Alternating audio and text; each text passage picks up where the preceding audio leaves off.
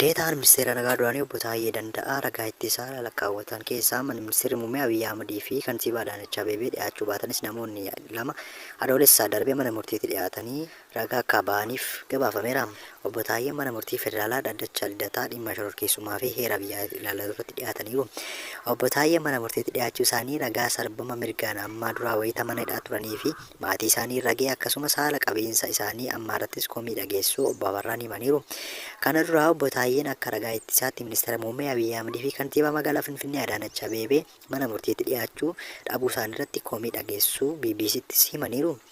Bara darbee to'atamanii ji'ootaaf erga hidhamanii booda hidhaatii bahanii himannaawwan irratti dhiyaate ala ta'anii hordofaa kan turan obbo Taayyee Danda'aa waxabajjii 2025 poolisii federaalaa mana jireenyaa isaaniitti qabamu abukaatoon isaanii obbo Abarraan himaniiru.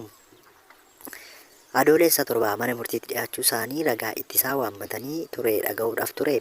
Meeshaa waraanaa seeraan alaa qabatanii argamuu jechuun himannaa irratti banamee wal qabatee obbo Taayyeen ragaa ittisaatiif muummicha ministeeraa Abiyyi Ahmadii fi aadde Adaanech Abeebee waammachuu isaanii hordofee akka poolisiin federaalaa qondaalota mootummaa kana dhiyeessu manni murtii ajajee turuu obbo Abarraan himaniiru. Ragaaleen ittisaa lamaanuu mana murtiitti akka hin dhiyaanne kan himan abukaattoon obbo Taayyee Danda'aa deebii poolisii mana murtiif kennees nutti hin himamne jechuun manni murtii dhimma kanarratti deebiin argame maal akka ta'e akka ibsu gaafannus wanti nu deebisan hin jiru jedhaniiru. Ragaaleen ittisaa obbo Taayyee maaliif akka dhiyaachuu dadhaban akkasumas poolisiin federaalaa maaliif dhiyeessuu akka dadhabee fi ajaja mana murtii muummichi ministeeraa fi aadde Adaanech biraan ga'uu fi dhiisuu gaafatanis deebii osoo hin argatin akka hafan obbo Abarraan himaniiru.